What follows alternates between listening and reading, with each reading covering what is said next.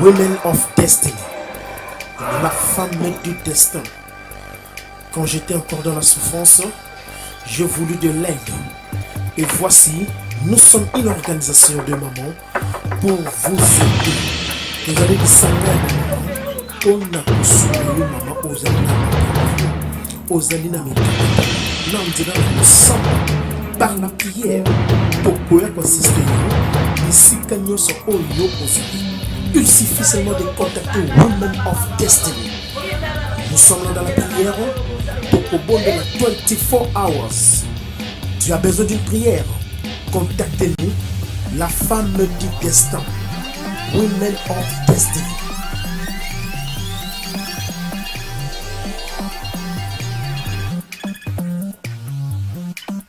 Hello, Women of Destiny, Nana Lumaya, can I help you please? Hello, Women of Destiny. Problème exact na coach lo appointment. Merci maman. Okay, À bientôt. thank you. Okay, benga ngata. Bye. Toyeko présenter bino lisangana biso ya Women First in Poete ezali loko moko ya très nécessaire pona tina ba mama. Tozali na mabonde, tozali na jeune prière. Tangu nyonso kozana pasi benga biso tokoyepona tina na kosonga tosangana tozali bele. Women of Destiny is une organisation vraiment ya ba maman. Ba maman de tous a bino besoin ana kati équipée aux la maman chrétienne, aux la maman musulmane, aux la maman sambelaka, aux la maman sambelaka te, tous a besoin na yo tango ba bengi maman do eza moisi. Tous a besoin na yo awa to sanga na biso yo surtout pour que tous travailler ensemble, to la ki sa maman o azali eloko ya koyeba o yo za nango ya koyeba. To bakisa na ndeko o azangi eloko koyeba. En tout cas na invité ba maman nyonso to o bozolanda biso na ngonga oyo maman za wapi oza.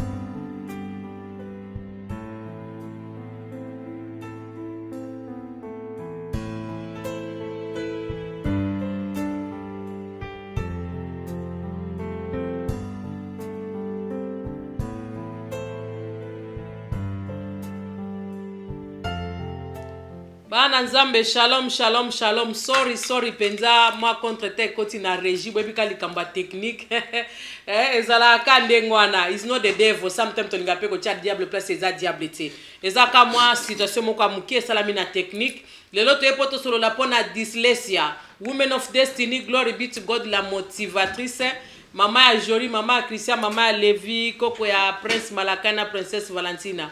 Émission na biso alelo tozolobela dyslexia ezali disease o ezali kotungisa bandeko ebele na ba cerveau bandeko ebele bayebi kokomate bayebi kotanga te batumsu baza limité na makambo ebele likolo ya mundela zobenga ngo disability dyslexia yango lelo toyepoto solola nango Women of Destiny ezali wana everyday life na biso yango toyaka kosolola yango ndeko soko za na sujet oza na likambo oza na besoin to partager pona kosunga communauté oza welcome pona yango lelo tozoloba lisolo ya dyslexia oya mona ke mobile no azaka nango yo moko ozaka nango bana bazaka nango mais ce que le nyango ezoboma biso ignorance kande bible lobi na biso kozanga koyeba ezali wa ndambo yango lelo tozomona bate bele bazo souffrir pona nini bayebi te ke baza na dyslexia wana yango nazana ndeko oyo azali mieux placé ya ko répondre bino ya ko expliquer biso dyslexia elakisi nini talaka biso toti na bamboka ba Congo kuna na bana siko lukaka ba dyslexia na to zoluka ta ya kolia mais nzamba za malama biso na mboka mupaya mais biso na mboka mundele esika ke tozana facilité ya ko yekola chaque jour ya ko découvrir pe makambo ebele nzamba le kana opambola bino bandeko na nganyo so bazolanda ngai bonsoir Nzamba pambola bino na kosenga na régie ale kana kobimisa invité na biso apoko na lelo comme ça to continuer na émission parce que na sina présenter qui déjà Nzamba pambola bino. Shalom shalom mama. Shalom mama nana. Shalom Nzamba shalom. pambola yo. Nzamba mona oli susu. Amen, amen, amen. Pour éviter na plateau na yo. Amen. Vraiment merci. Na équipe Mobimba ici ko tozali. Ya DM5. Vraiment nzamba pambola bino nzamba pambola bino li susu. DM5 TV bonzambe tozoleka YouTube live tozoleka live na 137 na Sepela TV. Bandeko bazana box à Sepela TV, muto pe azana WhatsApp alandi biso live. Na YouTube na oka 65 pouces 70 pouces tango beta kabo DM5 TV bonzambe toza déjà live. Nzamba leka na opambola bino. Mama lisolo nino memeli biso na poko na lelo o ezali kolobela dyslexia. Dyslexia ezali nini mama? Maman nana dyslexia ezali problème ya dyslexia ezali à partir ya cerveau. Dyslexia ezate ke mutu alokoti yango libanda ou bien azui yango na libanda non dyslexia ba bota maranango. Ezaki ndokite. Ezaki maman yango balobi mon peuple péri ma connaissance. Et belé en Afrique maman to kanga bango bandoki o bakanga mayele na. Baby saye zoba mais gloire à Dieu ndongo lobi to ina kati ya bamboka oyo mundele alinga ko découvrir nyonso. Mundele soka moni eloko pa ya mutezon en normal alinga découvrir yango. Dyslexia ezali na ezalaka na kati ya cerveau ya mutu tango tozalaka na kati ya libuma mama na biso nyonso ezosalama surtout na cerveau dyslexia pe ezali conformé siko dyslexia ezalaka lolenge nini to pesa exemple ndenge tozalaka na bazemi na biso na kati ya Angleterre awa tokendaka bascan bakosala yo même bascan wana bakotikala po eloko eboso bandaka no kotala cerveau na ya mwana soki eza kose développer bien et tout batikalaka komona yango te dyslexia eyaka koyebana na vie ya mutu to mutu abandaka classe. Ok. Voilà. Tant mwana abandi classe et sika siko dyslexia et yaka koyebana. Mwana wana koza na ba difficulté nini ezali na le premièrement kotanga. Yes. Ko coordonate ne bange balobaka alphabétique et comme problème pas inayi. Donc na partir déjà ba âge ya ba 7 ans 8 ans mwana wana abandi ko bundana nango. Vous comprendre. Donc, vous allez en classe, comme ça, na 20 bana, vous attendez ce mois na wana moko, yende mutu azo souffrir nango.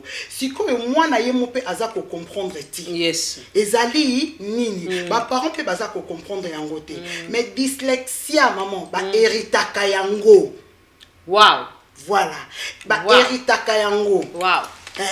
So ba papa euti na likolo kiti eza kokita donc mwana wana soki ba parents na ye o lelo pe bele ba kolanda biso ba meki ko luka ba ye ba source ndenge to lobaka o mwana bien tam su papa ou bien maman muto aza na problème wana donc dyslexia ezali bongo o komona mwana wana azolinga lisusu classe ata mokete mwana wana ata ba bobolaki bozwi vraiment temps kotangisa ye okomona dans quelques secondes nous surtout et bungi na cerveau donc de to finga bana zoba ayi ko kanga makambute bolole moko boy voilà donc mwana wana azali zoba te ya mo tozana ba vidéo ebele ya ko présenter ba dyslexia oyo ba koma lelo batu minene ba sali makambo ya minene donc bible ezoloba tina te tina donc oyo bino bozomona azarien na mission nzambe aza moto ya motuya yango nzambe azora biloko pona ko confondre ba oyo baza ba orgueil. Donc dyslexia oyo tozoloba lelo ba mindele basi ba découvrir yango. Mais biso ba noir tozana ni na moi retard. Non nous te comprendre yango te bana na biso bazo souffrir même si ba parents na kati ya bandako manana bazo souffrir. Papa ta mususu okoma kokima kotangisa bana yo moko nanu okozali dyslexia mais dyslexia mais papa yebite kazaka dyslexia voilà mama zobenga tata edakanga na baho moka bana te na bunda na kanga moko nzoka nde tata za dyslexia wow dyslexia mama poko kozala dyslexia wow sikoyo omoni awa na poto bakoyeba mwana za dyslexia comment tant mwana bandi ko bundana neti na mama kotanga kokoma mwana komi na behavior yango mona en Afrique ebele lelo soki tozo bato mekano ko zonga na muketo dans l'Afrique ebele bo totanga na bato musuna ba classe na Afrique adoublera cap mukolo bozalaka na ye aéchec donc azalaka toujours na adoublera kaka ba finga ye bazoba na ba marque nyonso mais mutona so bolobi bokota kati de bo découvrir azana ba talent moko boy au mona ya na kanga kasuki kitoko mais problème ezaka kokoma na kotanga wow akokoka ko s'exprimer très bien mais loba na ye kotisa ngona papier makambo zoloba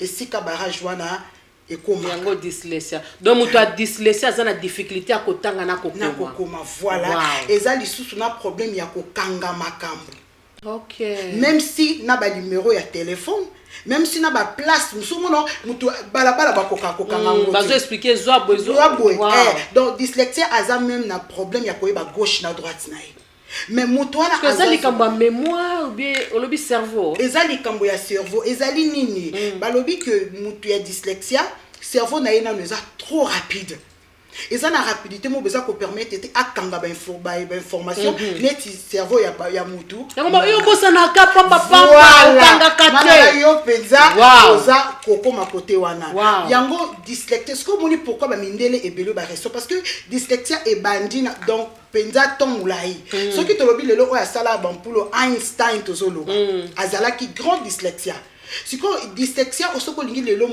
mutu bien mwana a réussir na vie il faut na no bandana ndako eloko nini ebomaka ba dyslexia parce que tant ozoka kobenga mwana ono za zoba ye pas soki na école bazo benga ya tabatindi akanga makambu te apunga kaka bosa na kaka voilà manana mutwana azali dyslexia yango mindele ba émission mo binade kotala na talk moko boye conférence moko papa moko asalaki na kendaki alobi loko moko na remarquer parce que dyslexia eza na raste vous comprenez maman ba français ba dyslexia bazali yo za témoin na tindi ba vidéo ya mwana moko ba français ya ba américain bazali ya ba allemand bazali ya ba nigérian ba dyslexia azana na raste mutu nyoso azana ngo biso pe ba congolais tozali ebele kutu manana oyo sikoto yena oya biso moko to beta c'était parce que ya biso ebele baza ba yebi yango te dyslexia oza zobate ezali nini oza na ba façon na yo est un peu différent ya koyekola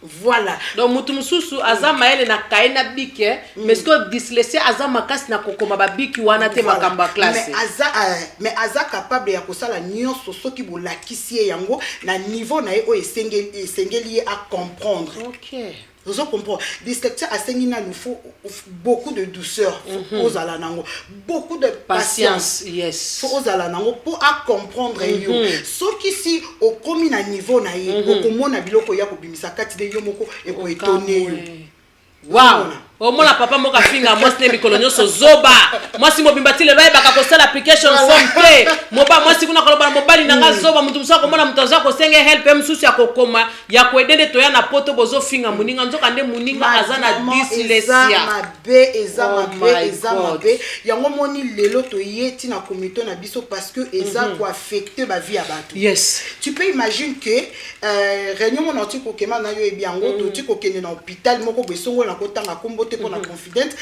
ba dyslexia et belé baza bato ba comme na niveau ba se suicider ba misu de ba comme na niveau ami boma et belé baza na ba prison surtout bana azomona na ku bazo comprendre classe na so kende bazo kotangisa nga lokwa baninga nyo so comprendre te ponani omona mwana akeinzela yango bana bazo zala libanda mwana kati classe ozo comprendre pourquoi mwana zotanga sute bana biso bazo tika ba classe bazo zongisa boy do soto landeli eza problème à dyslexia mais so ki pe na me ba parents o akoyoka biso ameki ko landela omona yepe azanango donc mwana akoki kobota manango pamba te uti kote ya mama to kote ya papa yepe azanango sikoyo ye parents ozo sala comme semblant mais soki olobi ofungola miso na yo otala ba difficulté mwana zo kende nango ngape nazalaka nango tu vois ngape na to nazanango ou bien ngape nazanango voilà moi yango na loba ngape nazali nango donc ozo mona yango ya ba dyslexia ebele ya mindele loto zo tala ba réussir. Pourquoi donc nandaku déjà balakisi moi nana amour balakisi que oza capable mais façon no ya koyekola eza différent yango mona mundele mona soka za na tala moko bo eloko moko bo soutenir ye à comprendre que ye koto eza pasi pona elo ye fona même Vous comprenez? Dyslexia akoki kosala musala nyonso. Mais azana ndenge na ayekolaka. Vous comprenez? Lelo ba dyslexia tozo tala bango bazali ba mécanique ba mécanicien tozana ba dyslexia belé lelo baza bazo sala ba sala bazo sala business na bango. Mais bazana donc façon ya cerveau ya dyslexia ezok information lokola yote. Azama kasi na koyoka na kotala na olakisi. Soki oyeli yango na papier okokaki. Ok. Tu vois? Donc, yango bato ebele maman bazo souffrir na silence. Na silence. Yes. Ba maman ebele ba papa ebele na bango moko ba na problème wana. Parce que soto kiti na côté akosunga bana na biso ekomeli biso sko blocage. Wow. Donc sikoyo soki yo parents ozana parce que yo déjà moni dyslexia eza lokolo eloko moko faut komanda ko bunda lango déjà na ntango eza no muke ozo comprendre ntango bandi ko bunda lango muke même si moi nana kozana passe na kimokolo ne mais na akozana vraiment makasi te par rapport bo bandi ko sungaye parce que ba aide ezali na ba école ndenge eza bongo eza déjà na mbongo l'état acha déjà à part pour na ba dyslexia ba linga kolobelango mingi te parce que ça coûte trop cher mais ce qui yo maman aurait remarqué à moi na ngasa na dyslexia OK ba aide nyonso to ezali déjà na place pour moi na ona azala meilleur na vie donc ba dyslexia bazo sala makambo minene na mokili ba mindele bazo sala ba gana ya to tala ba vidéo bientôt basi ba comprendre yango que mutu azazo batenza sala erreur te. Yes. Zo comprendre nzamba tikala jamais ko sala mutu erreur. Yango bangle balobaka don't judge book by its cover. Yes. Zo comprendre. Yo tango yo monika kaki oya kokoka to chekote luka o découvrir mutu. Oyeba. Wow. Lelo soki natali makambo ebele surtout biso ba mama toza ko comprendre ba papa basalaka homework te ba papa maele pe bazali mais so totali mingi ba papa ebele ba be ko tanga anglais te ba be ko anglais te emiso mona pe ndenga utaki na Afrique kuna zaki pe na problème wana dyslexia comme ayeba kite comme tu na mboka lisusu ya langue mususu et comme il est sous barrière na vie absolutely siko biso mona ka mobile musu akima kaneli banda avoyaka erbana basi balali pona nini azoki mosala bana homework mama kuna pe azo déclarer azo finga mobile zokande ape na tanko yekola mobile na été amona mobile nanga za capable nango to za capable nango te wow moni tu peux imaginer que maman mutu banda na âge ya 10 ou bien to chaka 7 ans 8 ans yes azala na problème on agarda c'est on a tout à l'heure vie na mobimba manana sikoyo akobanda na ndenge nini ya koyebisa yo. Vous comprenez? Peut-être va faire ça na memie na place peut ya kozongisa bo. Siko déjà moto secret bomba peut-être maman to tu as 40 ans ya vie na yes. Yo kanisa yaka dikumba mo ba expliquer yo. Azo ya malembe pa na yo komi ko rejeter yes. Oyebi passe ya moto wana. Tozonga surtout ba ebele ba komi déjà que na ba penser déjà ya ko se suicider bazana na hôpital.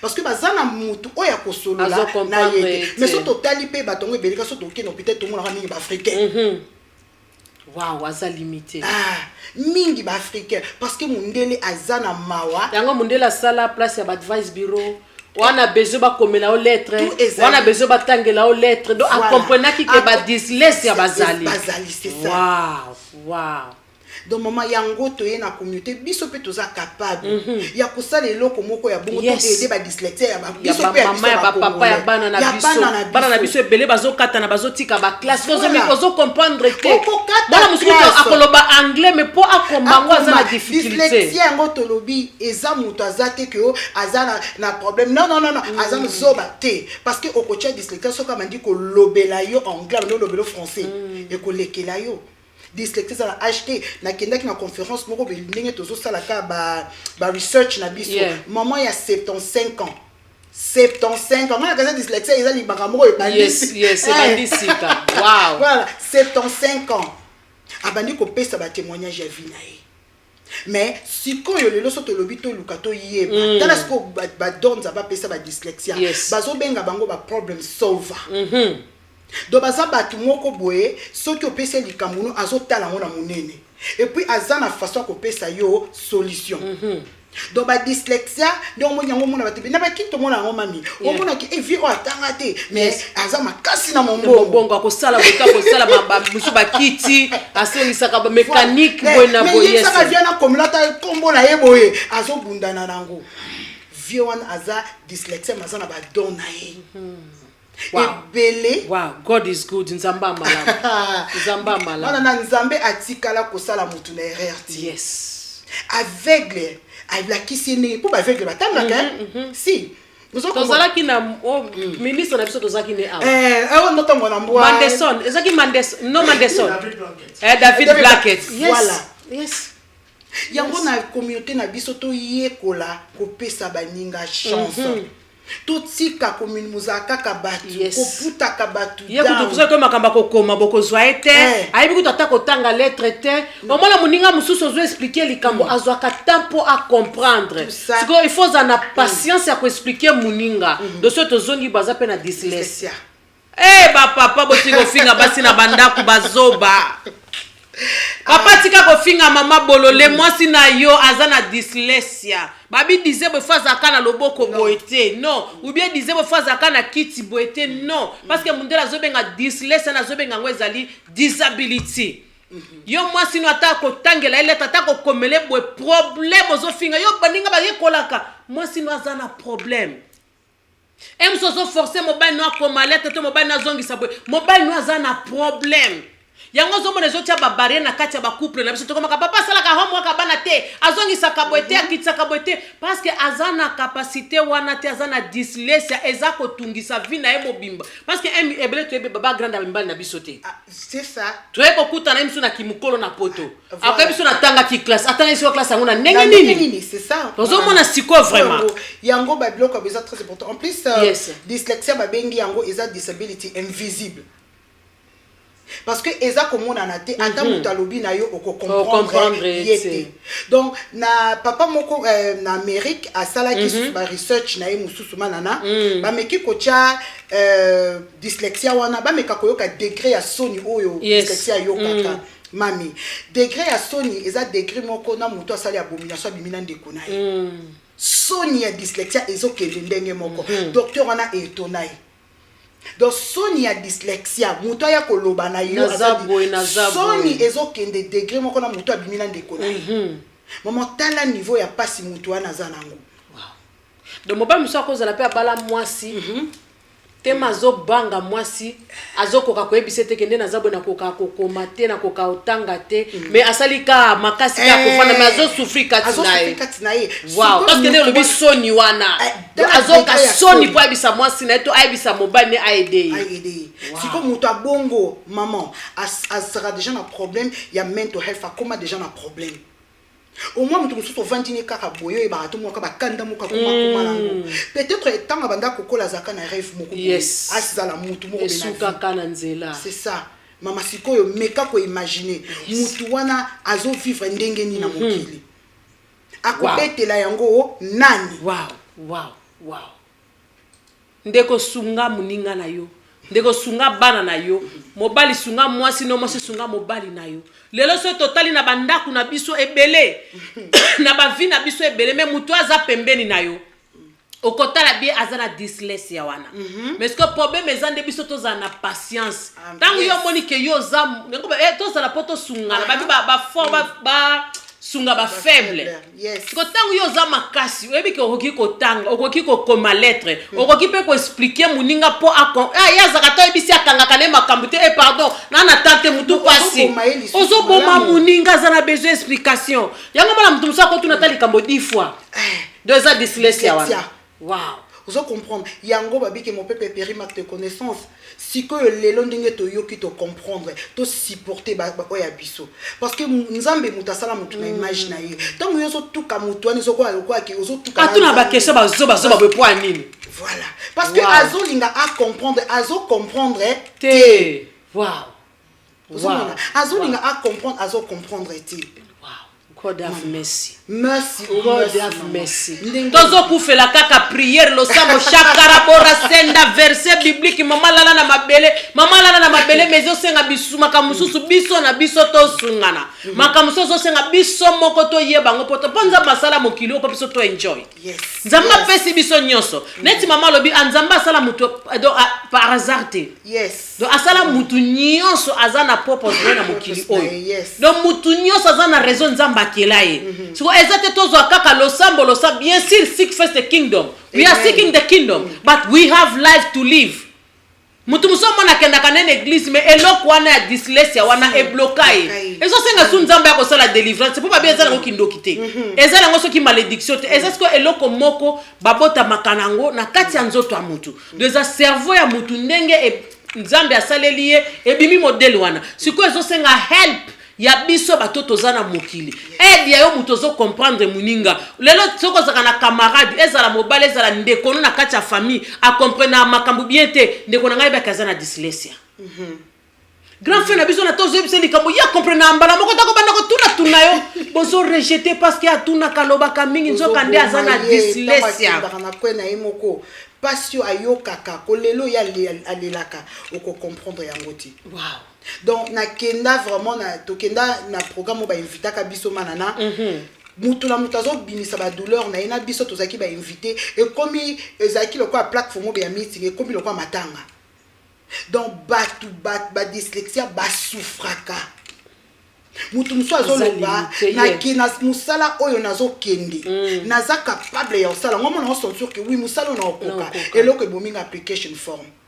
En plus na batomba ki balobi yo pena musala opene ko simba yo kokoka tango ba PC ka application form soni wana moya tunezate azonga ke ya bandi kolela azomona soki na ekoloba na bango ndenge nazomona na naza normal boy bakoloba na ngai nini donc omoni ba mauvais souvenir nyonso pia vino ya passa a mono ko sona ke ko ebisa mo ko zonga lisu. Yes.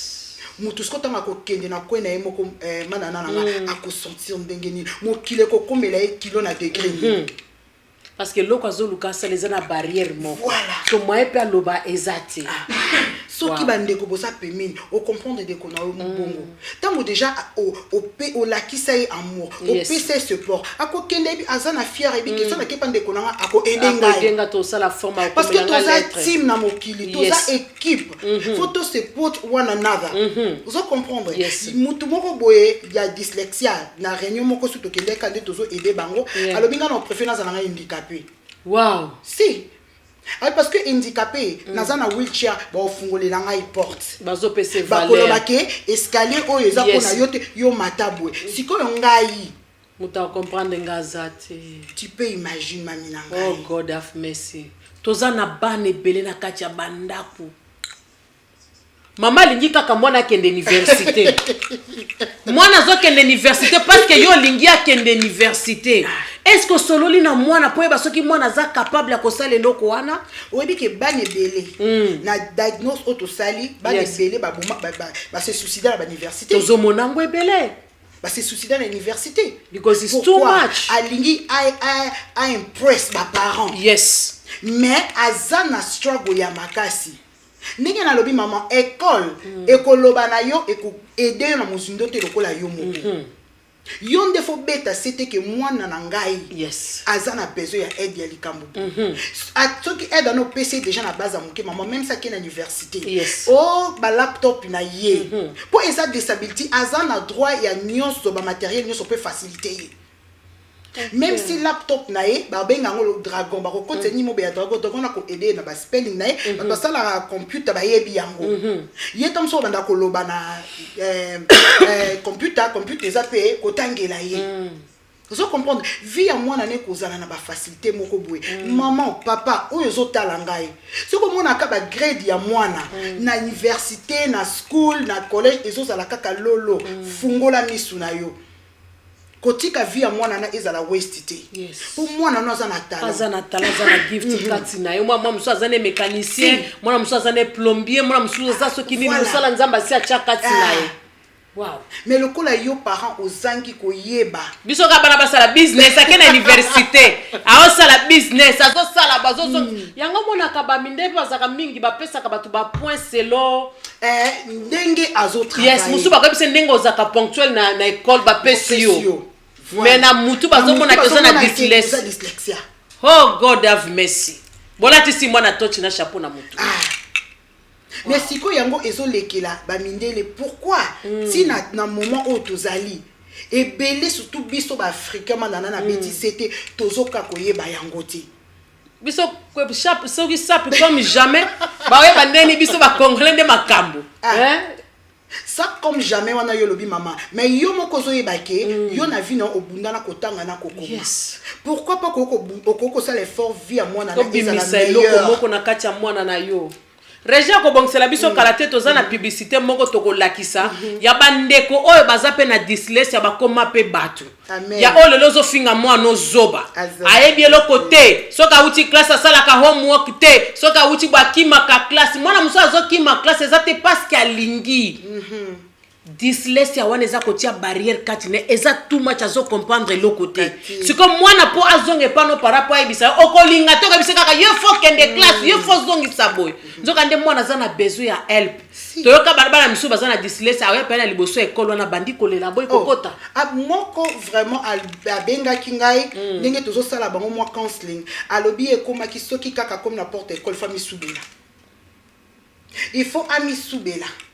Donc même comme on a azonga ndako mais ba parents batikala ko comprendre. Yes.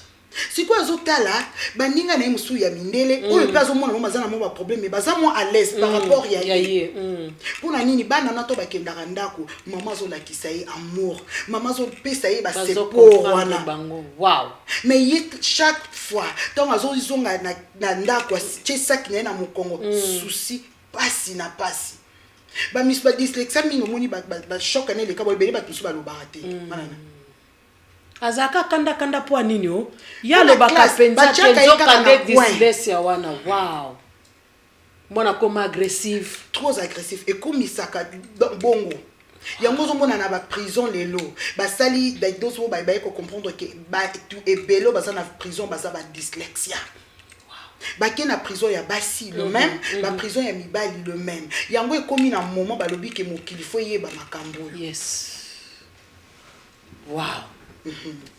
Mama mwana aza na dyslexia famille na yo aza na dyslexia ba o bazape ba exception bazali na bango balobi batu nyonso te balobi communauté mobimba te msoko babi ba congolais nyonso te babi ba congolais nyonso te eza lokwa batu nyonso ba disable te eza pe score dyslexia wana eza pe parmi biso so totali peut-être 60% boso totali ba behavior ba papa na ba mama belé même na bana biso tokoko loba baza na disabilité na dyslexia yango eza malamu ko sunga bana biso to sunga ba camarade to sunga bandeko ndeko nanga soko za na capacité ko aider muninga ezate parce que bengi otangela e lettre to o salela e forme akomi zoba akomi yuma ye musane ka ko zongisa ka bwebongo na kokoma na ko nini yende amona nga mutu na non to lakisa bolingo wana yo mba pesi yo mayele po sunga baninga mezate po bando chola baninga papa mama yebaka makamsuta za limité ko finga mwasi no zoba te mwasi pe ko finga mobile no zoba te mobile moko saka eloko te iza la forme makamu nyoso na sala kanga moko bwena mobile naza na dyslexia mwa yebisa yo ezate avandika ki mobile achie boende konanga osoma place tozo sufina kati ya communauté osoma place mabale zo panzana pe belele lelo mobile aidaka ngati azongisa kabote makanyoso na kenda anga moko dyslexia na pesa na muto ko zapena po malangue neti to zabwe na anglais te po aye ko la langue. Si parce que ils a déjà un problème ya cerveau donc à cause de la même sur na problème ya langue makasi. Wow. Vous allez comprendre. Parce que le cerveau, et puis ils ont une information là tout, ils ont un problème et pas une aïe. Yes. Yes. Et ils ont moins construit la partie, il y a cerveau, on a on observe et quand la langue, ils ont ce problème et pas une aïe. Ok. Yango mona mudu so sali 20 ans en Angleterre ibo lo banglete. Ye poto akala ye bakati le loko lo banglete nzoka daza na dyslexia wana. Wow. Yana partie wana ko bossa na mingi, ils appellent na partie ya dyslexia wana. Mutu mususu omona abandi koloba imbuta musa bossa ni makamba. Eza nyoso teza na kati ya partie ya dyslexia. Do makamsu na mokrito so to tia ba demona bandoki na ba zoba to tia makamsu place ba tia kate. Wow, nzamba zamala. Yango lelo maman, ozomona a na poto. Même si na kati ya compagnie musala nyoso to ba te ke ko kene musala to moni ke oyo ko kokati. Soko o moni ke oza dyslexia. Kende ko luka musala o moni ko za capable ya kosala. Vous comprendre. Donc ko kende faut expliquer bien manager na yo. Que babilo ko banda kopé ça ngai tam soko komela ngate solo la kana. Vous comprendre.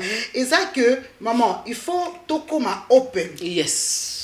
Omoni secret et likambuta ozo bomba yango ezo koma kaka monene ezo ya kaka plus grave omoni ceux qui sont exposés loko moko boy et ça son autorité likolo na ote. Yes. Ozo comprendre ba porte bandi ko fungwa ba solution e bandi ko zwama. Yes. Glory be to God.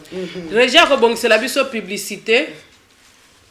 Reja bongsela biso publicité kalate oya 11 minutes comme ça to la kisabino bandeko bazana dyslexia bayoka pe sonité ba bima pe babandi pe koloba na mokili et puis bato biso moko to appréciaka bato biso to lula kana ko mata lokola ye na zalata lokola ye na zalata mwana na ye na zalata ndeko na ye mais azaki na azana disabilité na dyslexia mais estopa été mais mususu pa ko biso pa koma ne sika wana ezwaki ye petan yango yo pe mutozo passer na moment ya dyslexia wana ozana problème wana ko hésiter te au telema soko moni na biso na ba congolais communauté na biso kokate kende te pa mindele kuna ko bomba manopo basunga yo oyebi ko tanga lettre tende ko nga ko yoka sonité citizen advice bureau eza oyebi ko sala application form te citizen advice bureau eza soko zana place ozoke batu na biso est-ce que ozana besoin interprète partout ozoke le sozo mona ke ozana po malang senga interprète bako bouquet interprète pona yo batonga yo bachola yo bambulo sali na poto on s'en fout nzambo akela yo ayebi proposa ndengwana mama skelo ko nyine tina openza oluka oye balikamba dyslexia po oya nango lelo pe na plateau po sunga communauté na biso voilà eloko vraiment epousa kinga eza na kati na famille na ngai moko petit frère na oya landingai asali 10 ans na université. Tellement biso à parole africaine de Tolobaka, biso nyos to tangi to silisi, mais yé vraiment azala ki ko bundana. Donc na ba maître bazo comprendre te, mais yé moko azo ya ko yesa biso ke nazo koka te. Mais tozo tchaika tout le temps pression. Tozo tchaika tout le temps pression. Akoma ko na pomo ko komi ko linga se suicider na ye abli boma.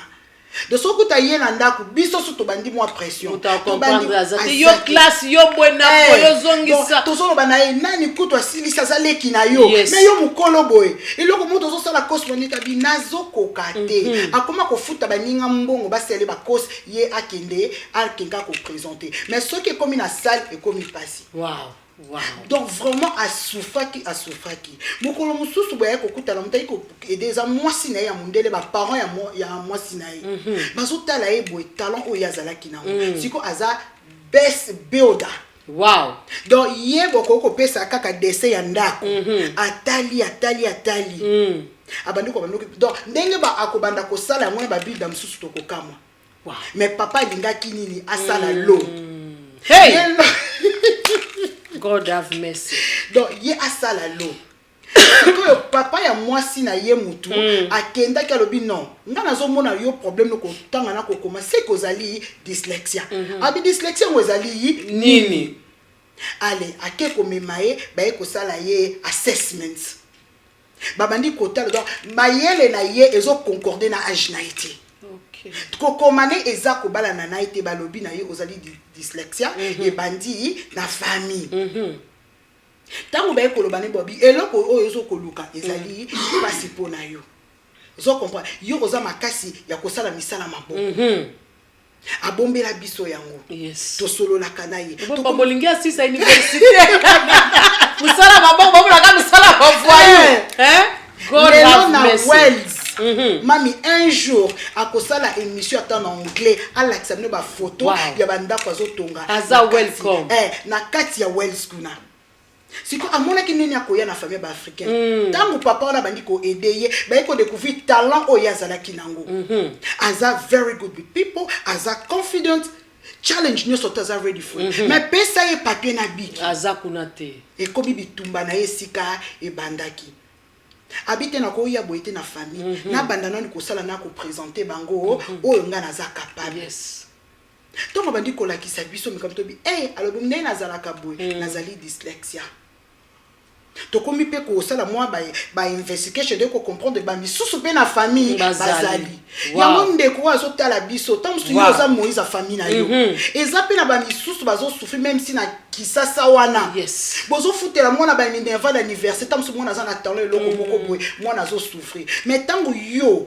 oko comprendre makambo yo pe tant musu bois qui na nous soni pour sauver ba misusu papa na sur kombo kotika na libota ya nani ya papa nani ki ya nani ya siko ko bima ya petit frère toye komona source ya makambo yango loko pousser ngai maman na lobité na kotika communauté na ngai te na kota mozindo na yeba oyo ezali nini voilà Zamba pambola na kosenga na régie atiela biso témoignage ya ba ndeko oyo bazana dyslexia oto yebi na mboka mundele na Amérique na epa na biso pe na Europe na UK vraiment nzamba malamu ndeko nanga comment na kate o bangonde bazabo ngana ndo bakozaka suka no eza suka nzambe te ayebi pourquoi chao na mokili oyo ye kuna tanga classe ye kuna sala boza pene loko moko métier moko nzamba pesa yo mwasi musozo loko ke université mais nzamba pesa musala maboko ya kolamba oyebi kolamba bien donc ofungola pe restaurant ke liboso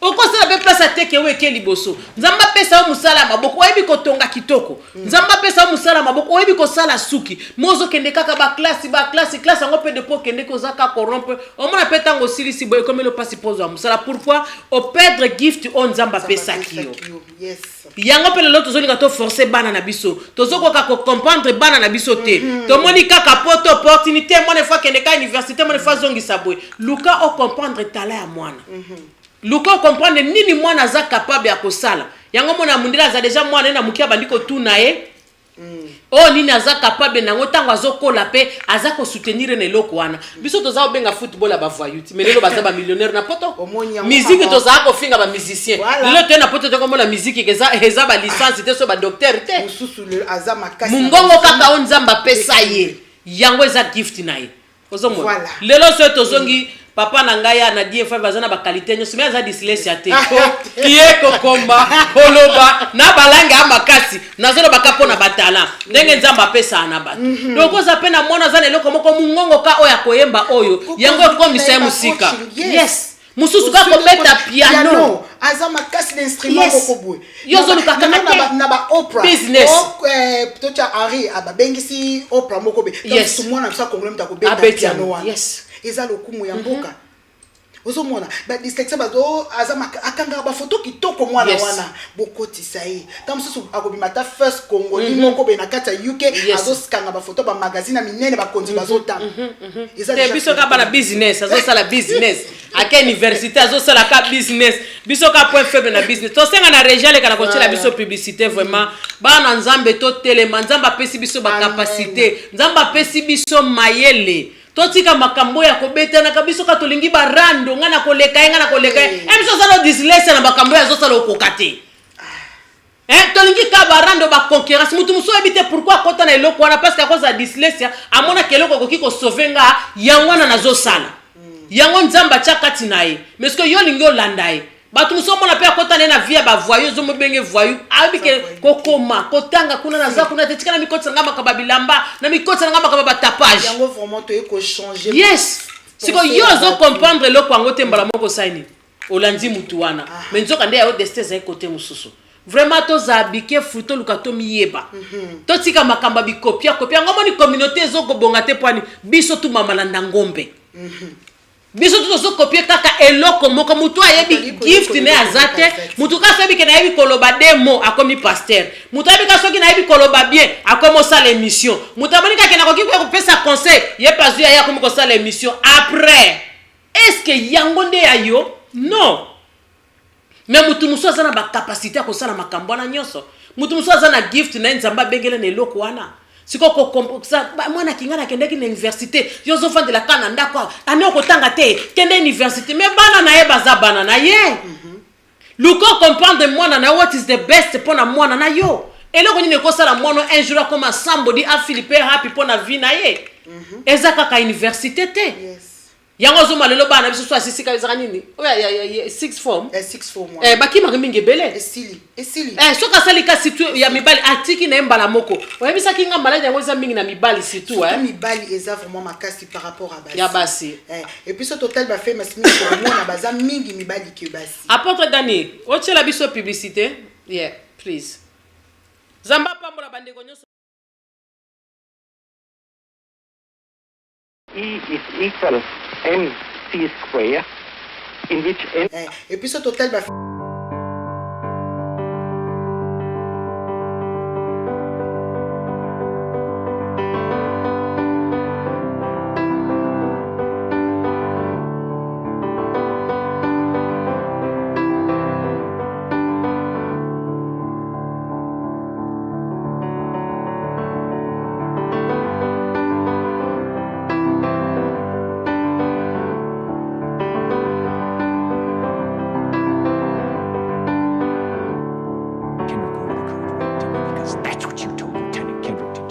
And when it went bad, you cut these guys loose. Your Honor, you had markets inside of Boney Transport. Your Honor, you doctored the logbook. Damn it, Captain! You coerced the doctor. Consider yourself in contempt. Colonel Jessup, did you order the code red?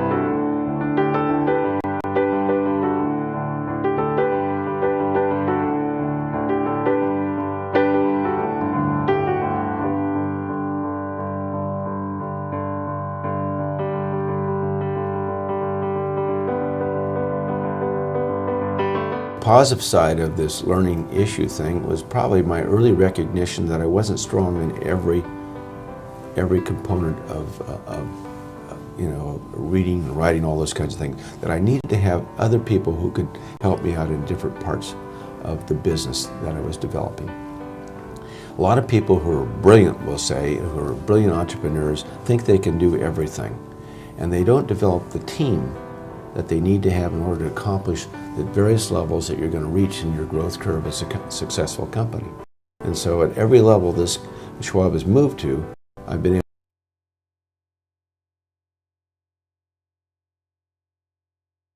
to build up a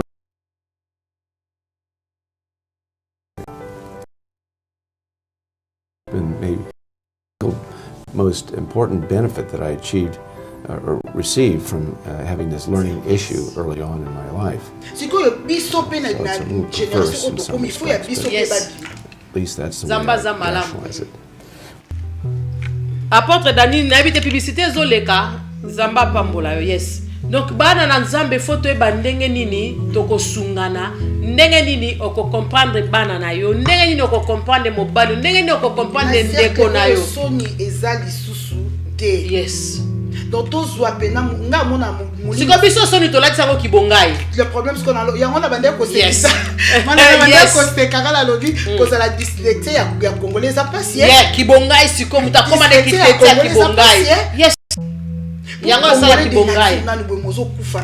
Yes. Ozo nyoko manakati. Lelo ba miso ba ko dyslexie bebele. Ba koma ko keni ba GP azo senga anti-depression.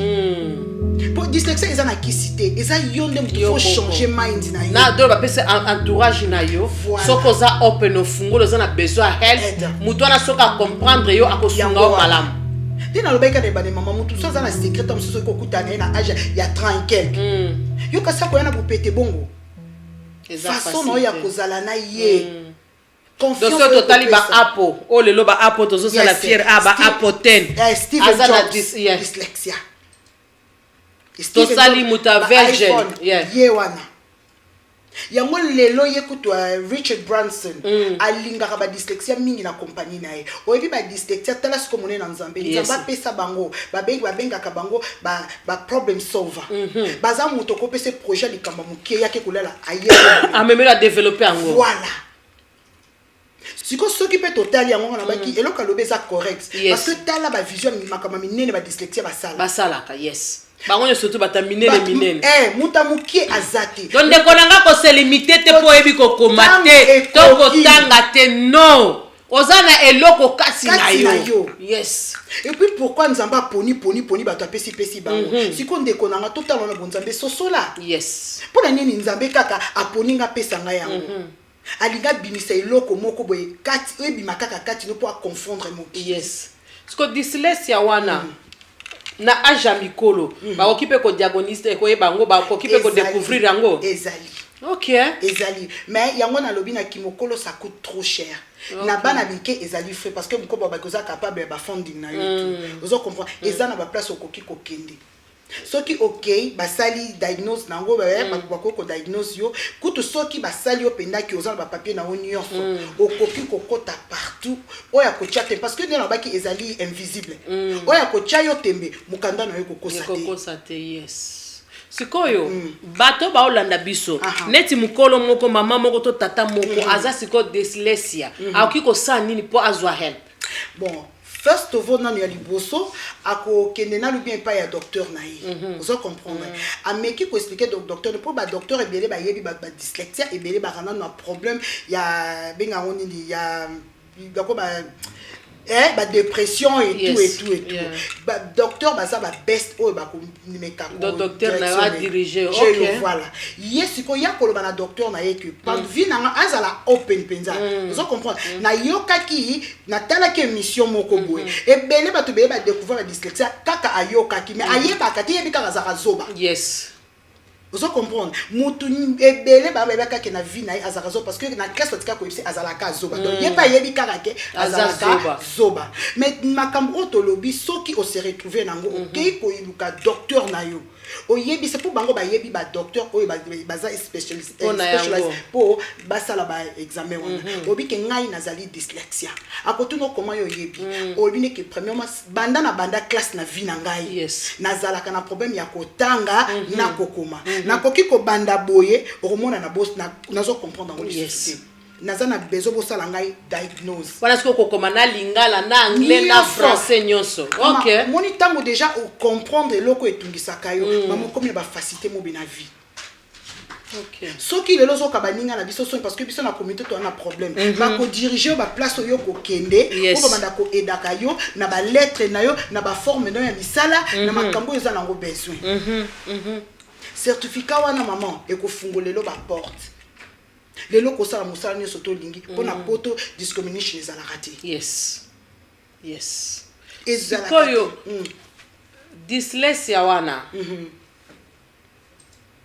soki mama za nango mwana pe za nango olobi solution ezaka te kaka mutu fwa miyeba po eza na kisi te eza na kisi mon côté dyslexia eza yango tolobi eloko oto bazaka eloko nzamba asala na mutu eloko mama na 1918 soki donc kala ko totala papa wana yes ba luka na kala ko baloka saki mutu soko yeba kotanga te ana poma miso ba ko changer mutu manette na manette sozo ale ba bomi esu miso voilà donc dyslexia zo ba moment ba mindele ba lobaka ya lokola eloko mo caché en nzambe bati donc eloko balakisaka biso que ndenge na kendaka na ba meeting nanga deux cerveaux différents ya mutaza na dyslexia na mutaza na dyslexia te donc basala ba research baskota mozindo solution nango emona na kati mais si ko ba place oyo banda ko ke ba classe ba ko l'action ba technique nini oyo banda ko sala pour vie na yo quand même ezala na moi à l'aise yes taneti nazomona kuna na publicité papa na biso ya Virgin Richard yes Richard Branson ayokela ngo sonité lelo tozoloba ye alobi ye soka nya kenda zo contrat ya place akoyebisa bango que nde nazabwe naza na problème kotanga na kokoma pona bi mikonze bele bazaba bakomela bango batangela bango pe balete ya kaka na bayebi mais mutu wana za n'importe qui te yes maele nena mutu dezo na yezali do ya zana wo waza ko créer wow tala apo omondenga pesi babiloko ti lelo akufi mais apo ezo continuer et puis aza fier nango yango ndeko oyo nyoso azotala biso koyokela ngo solution donc comment na fier nango siko ba donc oyo ko bimisa esika ekolakisa monene na nzambe est-ce que kolakisa ba talent oyo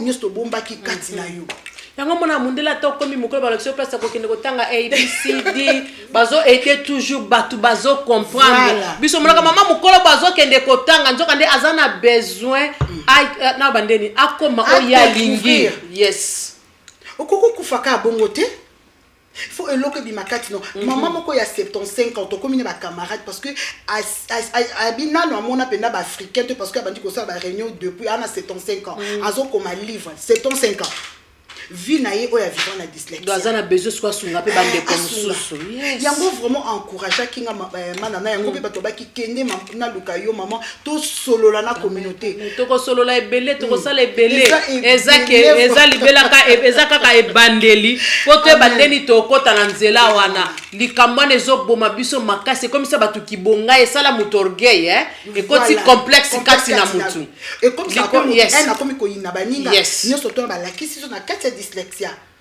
oyaza capable yes et comme ça comme mutu na haine mais tant on dit tozoloba ndeko kende ko yekola ba talent na yo batona ba ko envier yo yanga bi copier ko sila tangu to komi yeba okomi na kanda na complexe na ko envier mutu olingo sala loko mutu azo sala nzoka ndeza yote parce que yo za limité yes okokale donc okokale on okomi na dépression dépression et memelo ba tension yes jipi akomi na ngambo mais eloko mo eza déjà katina yo so que les gens yebi ba capacité aux nango maman ozana besoin na copier yo te manana ayem okozala yo ya solo okozala yo penza ndeko nanga kozala na sonité soko yebi kokomate surtout mundela tiane ba place ko sunga bato eza ebele luka otala mobile no pourquoi sala ka ba devoir bana te mutu muso akoza place la kango na nko ayebi ne kokomana kotanga mais omona makamusu mobile no aza limité ayebi kotanga te ayebi kokomate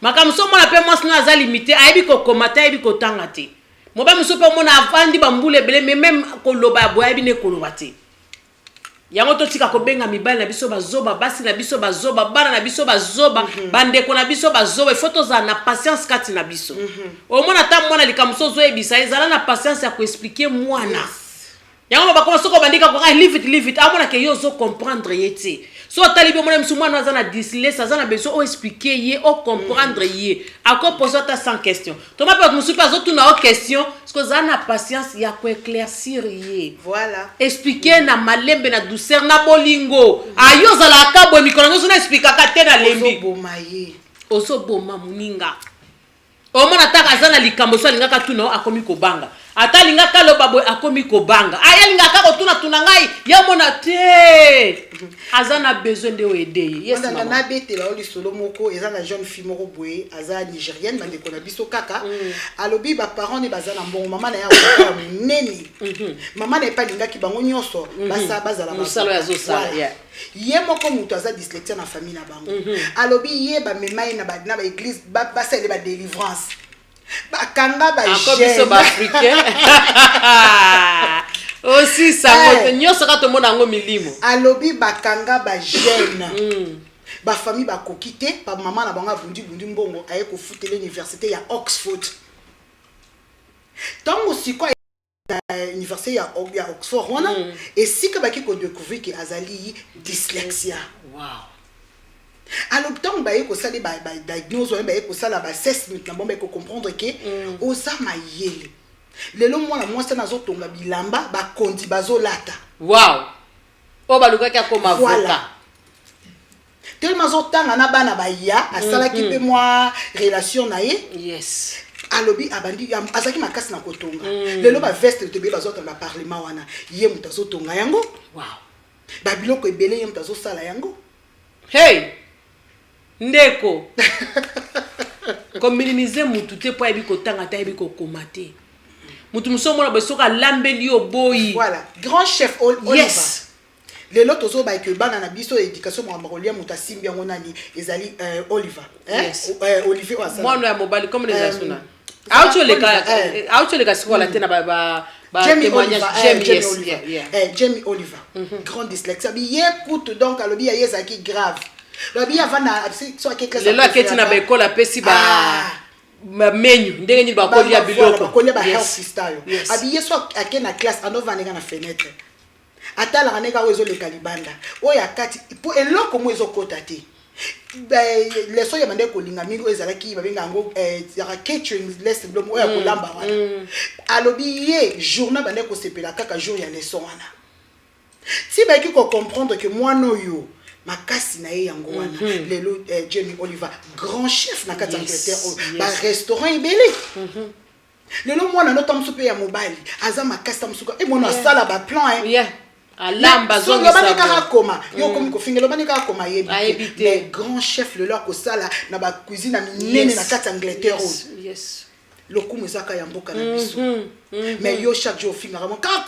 cuisine kande yo yeba makasi na ezakati na cuisine loko yeko la tala muninga il n'y a pas de sommetier nzamba za bien nzamba za malamu wow dyslexia ndeko musuta ngozolanda biso ata musuyo pozali moko na yango bana no bakozala pe moko abana no aza nango okota pe na libota na yo moko pe aza na kati okota la pe kote ya mobile no moko aza na kati mena nyonso opoto longa ngo fo bolingo ezala ebele kati na biso kati na bolingo nde tokosungana kati na bolingo nde tokoyeba ko approcher baninga koya te mamoko natala ke mission babi ba dyslexia yango eba kokoma te non avec douceur ata bongo te meyeba ndenge ni siko obanda ko benda mutu pembeni na yo po aleka afungwama oyeba pe ko comprendre batu musu bazana pozana bezolo bate oyebi déjà que azosenga aide oyebi déjà que mutu fona zongi se fona sala boy ezane titoza na communauté eza batu mususu tango lingwe za lebele kati na biso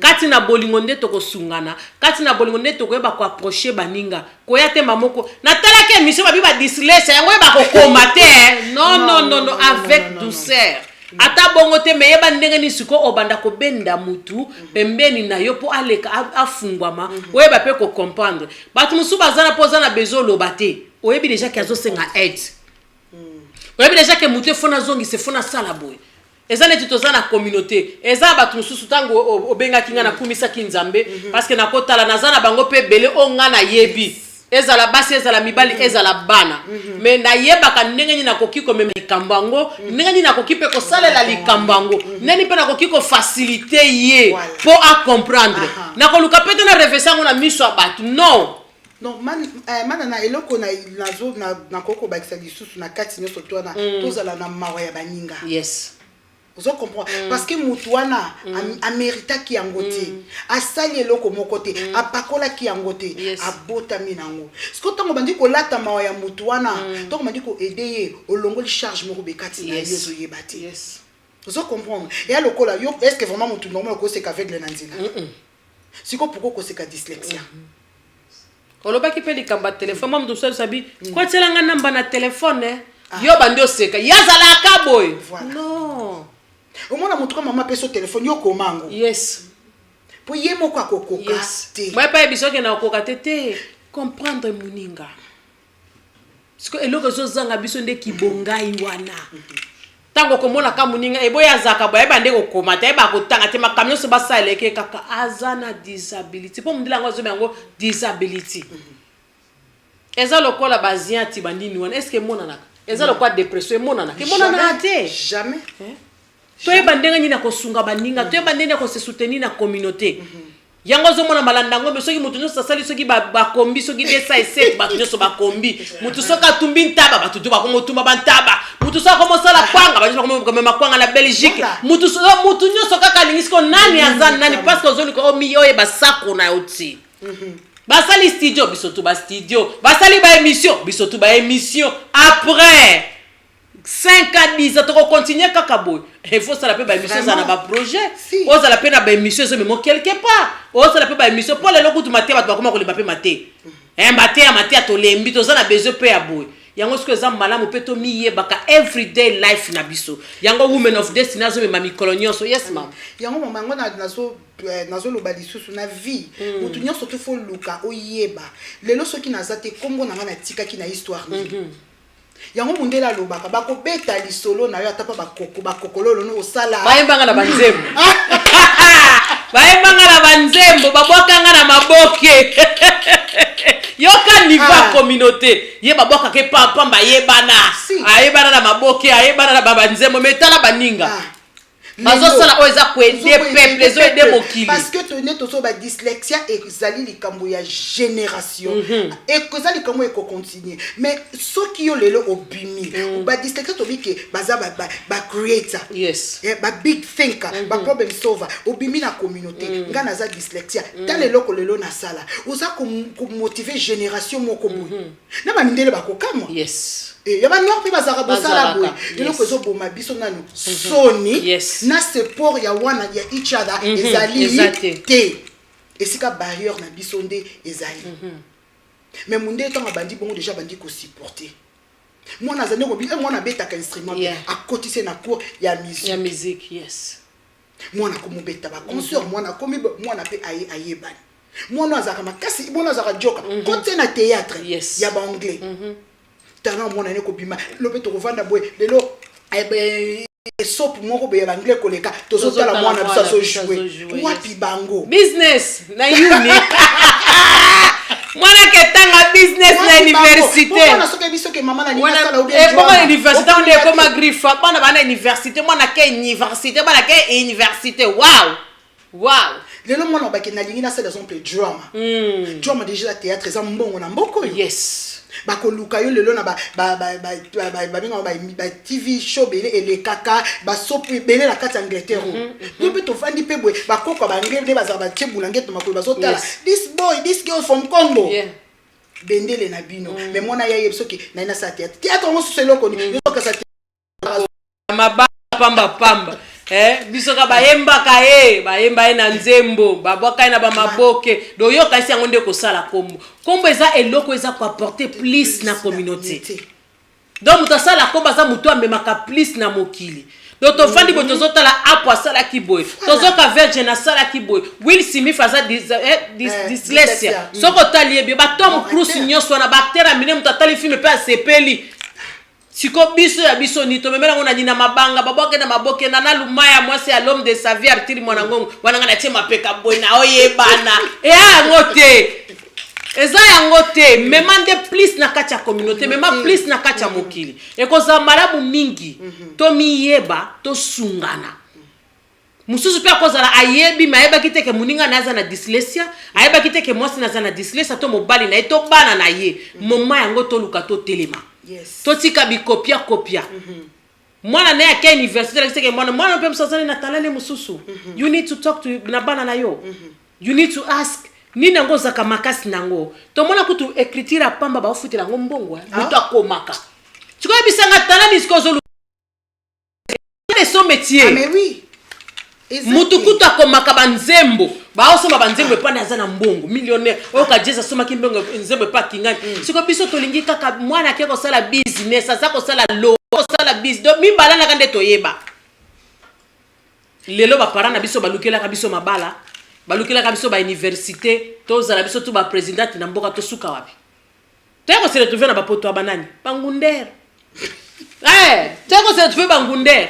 bazotangisa classe faut comme boy wana za makanisi ya mutu mais on nzamba chaka kati na mutu ndeza ka important siko yango soka bi eloko nzamba chaka kati neza malamu mingi oza azarte na mokilio oza pe pamba te na mokilio baseka yo bachola you don't care comme na ote tozolo ba webi oyo Richard Branson wa pasate mais azwaki sonia chena sima boloba bino boloba nga naza na dream na ngai naza na rêve na ngai na yeba na bipe wapi Goldberg pet nazo besika nazo lingana koma bino siko lelo ba o basekaki est-ce que baza na niveau na ete na ba train na ba téléphone na ba makambo ebele musika e kare molai ba ya keta mwa yaki belo ba koma ko regretter soki tozo ki tamso to travailler ne tamso biso pe to komi bo eza pe yo ndeko na lelo tamso ko kende place ba ko linga ba ko minimiser ba ko loba eza problème na yo te mutumso azane ka makasa kwa pe apesi idée a comité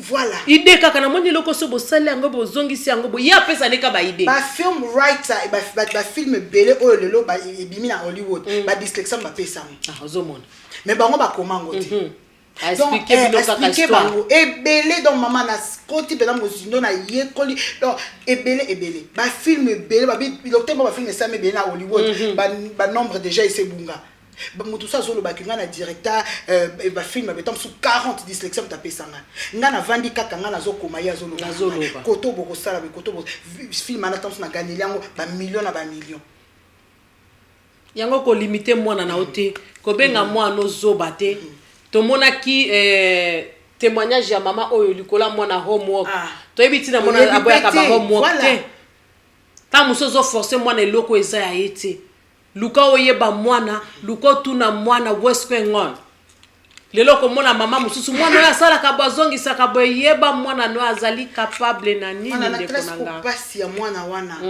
école eza lokwa vie ya mwana na chaque jour mwana ngo beto solangi na muke alobi akoma ko mona vie lokwa nightmare lokwa esila ka soki tongo etani kaka e bandi abi ya moka la muka lobi oyo na mona kilobe zala ki ndoto lelo ko sila zo comprendre abi nazo ko vivre nightmare moko na Ghana mwana wana akimanda kulikolo école bazo kokaete ba parents ba ko lukele private teacher na ndako private kuna na école azolia na frappe aya pe susu na ndako frappe mwana ko beta eleki parce que azo bundana na ndenge nyoso zo comprendre te mais ba bité dyslexie eza bana bango ya koyekola baza na modèle na bango ya koyekola eza pe na bato ba yebi mwana ko kata kimanda mwana na koma ko lala liboso ya salon ya papa moko bu avant na kata papa na kata rasuki mukolo papa mwana na bandi ko kata baninga na esuki papa ne kamusie abi me yo mwana ozana tala yango utawapi atangi kombo ya famille na ibakamu papa mwana bi papa mwana ozana mbongo alobelo ko ngana kimanda ko beta eleka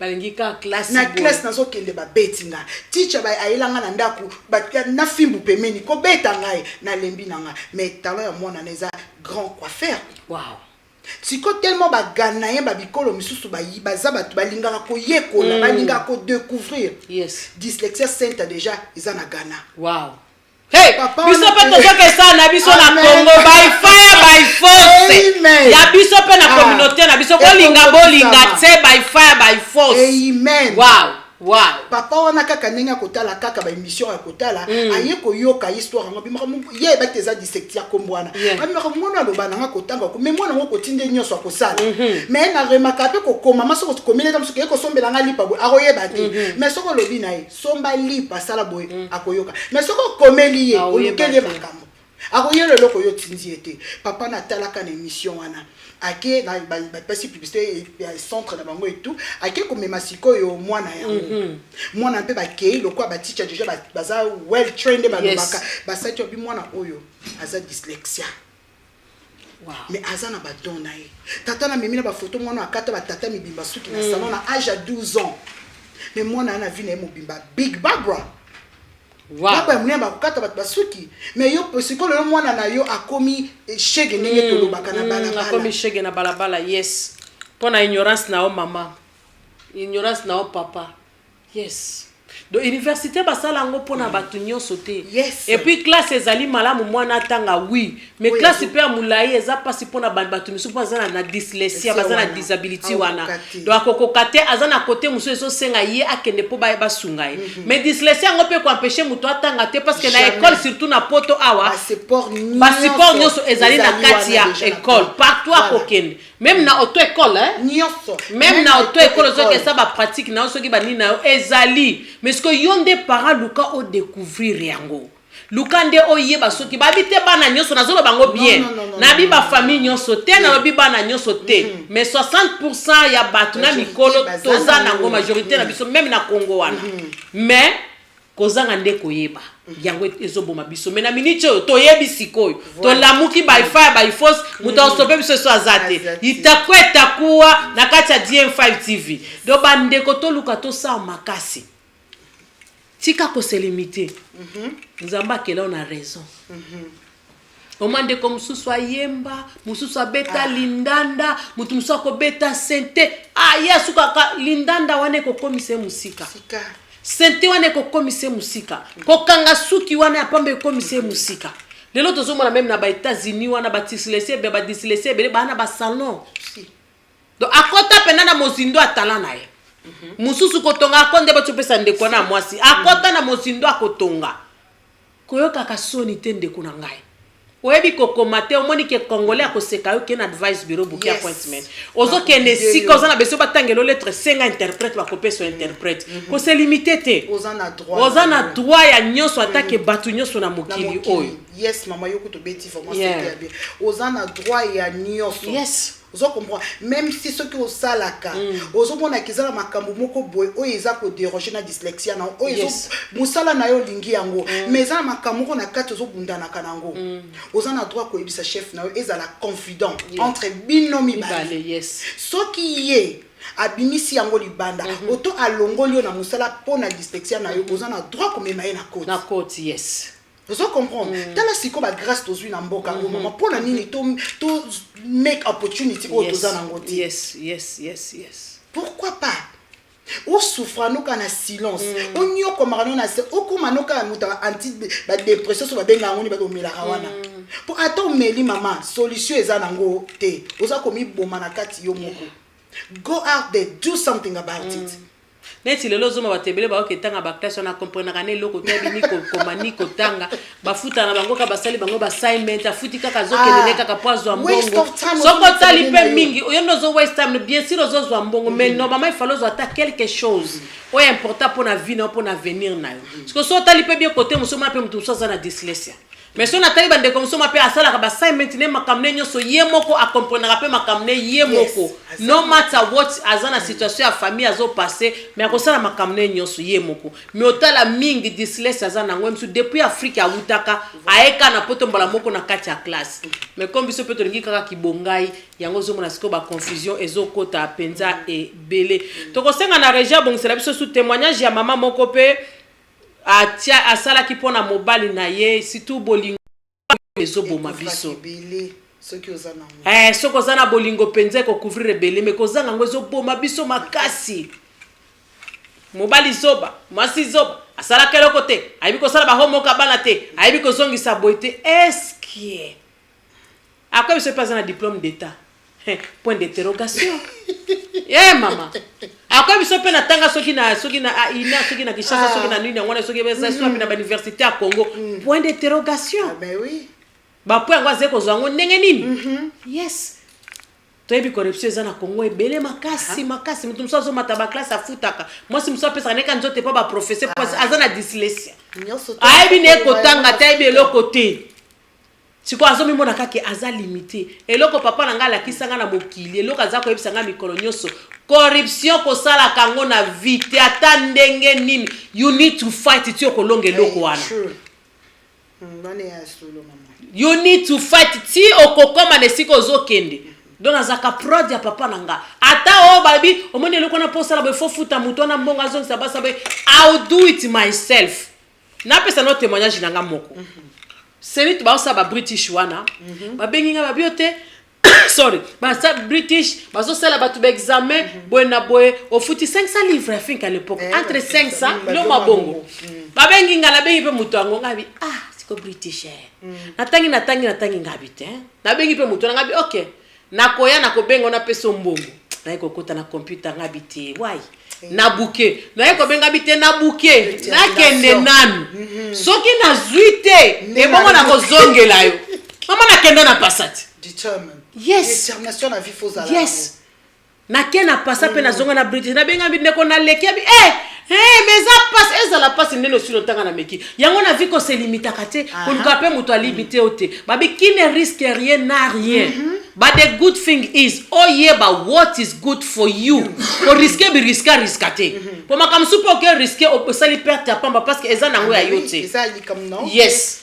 C'est comme là on risquer, eza good for you, eza même musique parce que life you need to fight. Absolument. Parce que d'autres ba dyslexia lelo ba na ba mbongo ba kombo ezo tangama na revie ezo salema. They fight for their life. Pour ceux qui peuvent benga ba vanda pe ba utaka ba kusu na musika. Na okoka nga ite. Basi ba benga nga zoba. Yes. Banda bo mwana nga ko tukotanga ko koma. Même na ndako na biso ba mona ngelo côté. na osala nini. Yeah. Grand frère azwaka baba ya bimaka episode premier tina 5 ngana bimaka ba l'échec ngana zwaka te ya zaki mwana mayele ya zaki zongisa ba wana donc si yo ba talent za nango so ba Afrika to mona ka muto amakasi na dessin oh so ka bandi ko dessiner awa do bino moko bokokama mais bon mona dessin eloko pamba vous comprendre en plus au mona façon ya koloba façon ya ko expliquer façon ya ko s'exprimer très bien azapenda sir na makabazo loba. Vous comprenez? Ndenge vidéo to bito tala ya papa wana ya Nigeria ya Ghanaien. Alobi ye na classe, ceux qui va bengisi ye liboso à s'exprimer au week-end anglais pe na monoko tonda. Ba tiche bazo comprendre ti. Mais on ko s'exprimer très bien, tu parles anglais très bien. Mais comment la vie sont on a papier? Nanda ko lobi ceux qui papa ya msu ba ye, ko nga pe na représenter famille ngai. Mais ceux qui na na chango na papier comme ngam. Wow. Alors bano ba ibiko lo bangle malamu me pona kokoma likambo. Soka bandiko lo bela anglais pona kokoma likambo. Wow. Donc dyslexia mami lisusu eza ya ba degré na ba niveau. Cerveau ya yo inenge ko travailler na dyslexia na ndenge ko travailler na dyslexia te. OK. Au moins na mususu pebe maman ezaka tam so bandiko tanga bazonga lokwa ba mo ekomi ko bouger yango moko. Mais surtout ni dyslexia mso bitenga na mona na botenga kaso na bani moi na lembi kambala moko. Wow. Zomona mususu lobi nazo mona B le D nazo koka ko kangisa ngote. Donc mutu na mutu azana ndenge na ye. Zomona ko yeba te na vie yango e comme ça comme mutu determine. Détermination que likambo ngafuna sala ya nango tina suka. Voilà. Yes. Zomona. Apôtre Dani Régie boko bon c'est la biso témoignage ya mama wana. Oya Ghanaen. Zamba pambola bandeko nyoso bazola na biso na pokwa na lelo. Lelo tozana système à dyslexia. Prophétesse Clémentine Nzamba pambola Louis Europe sister Dema God bless you. Ah, my son, Dan Ipe, God bless you, my son. Zamba pambola yo. Ezaka Dani, apôtre Dani. Comment est-ce que Dani? Apôtre Dani azo kangate. Zamba pambola Sheyembo Elkin yo déjà. John Vita, God bless you. Mama Ligo, God bless you. Bijou Rose Ramirez, Zamba pambola yo sister de moi, much love. Nzamba mona bandeko nanga Elize Bokuli nzamba pambola bino nyonso nzamba pambola bandeko nanga nyonso ba Holanda biso na ligne na pokwa na lelo. God bless you. Yes, nzamba pambola bino. Tolanda nanu témoignage ya mama oyo. Tolanda nanu témoignage ya mama oyo. Kozala na soni te ndeko nanga. Soki pezo le kananda kunayo. Kotungisa mate. Dans un moment où tu es sous les cambouis à sonité. So comprendre. Donc, il faut aller open. Et dans la vie, il faut accepter nos mots quelque part. So comprendre. It's either take it or leave it. Amen. J'espère voli mais ça c'est bon bandeko bazo yoka.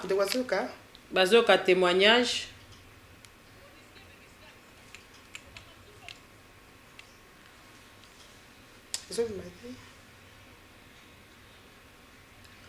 I hope c'est bon.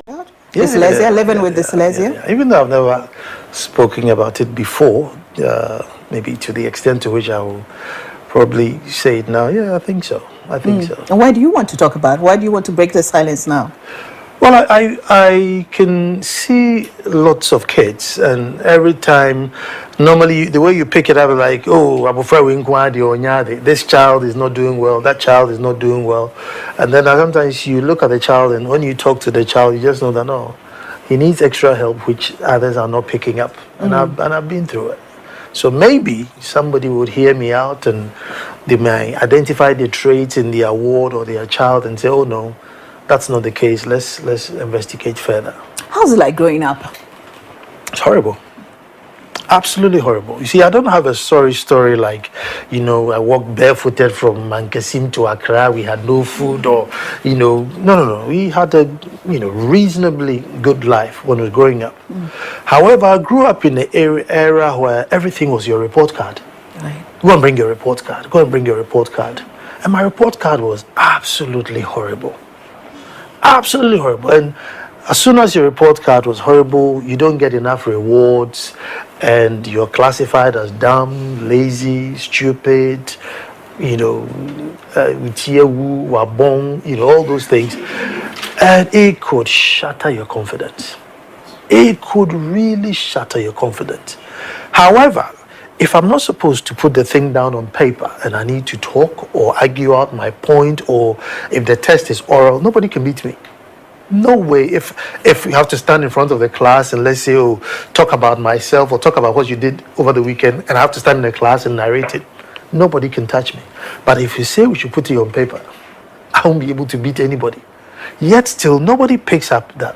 How is it possible that he's able to articulate himself and say this, but he can't produce it on paper? Once you can do it on paper, you go and sit in the back, or if there are some lashes to be gotten, stay in the queue for your lashes. And so you go through life, constantly. So anytime you are exposed to something which has to appear on the paper, boom, you're in big trouble. Yeah. So I'll be writing, and I want to say, as we discussed, but because I can't say discussed, I can't spell it, I need to find another word as we talked. And sometimes it doesn't enrich what you're trying to. So you're always trying to find the simple words to write. And so when you present your work, it's not nice. Right. And if I don't write in capitals, I can't write fast. And so to write in small letters, I have to think. I have to be thinking. Every word I have to think. And then maybe I'll be writing N. So it's A-N and then a D, I'll do the capital. Bana Nzambe, toujours na kati ya émission na biso ya poko na lelo sujet na biso ya dyslexia. Nakanisi botali témoignage wana eza mwa mulai mena suka émission toko tia ba témoignage nyonso mobimba po boleka na kolandango et puis mingi eza na anglais mama neti témoignage oto uti kolanda awa okiko expliquer batu ne parce na moni mama nazo sala émission wana za mobali na moko ya ndako aye na plateau po aleka na ko expliquer pe ko talisa bandeko misusu oyo baza na problème ya dyslexia okiko expliquer bandeko bazolanda biso papa alobili pa misusu babi pe anglais te ba ota biso bipai bazali na mboka mbaya.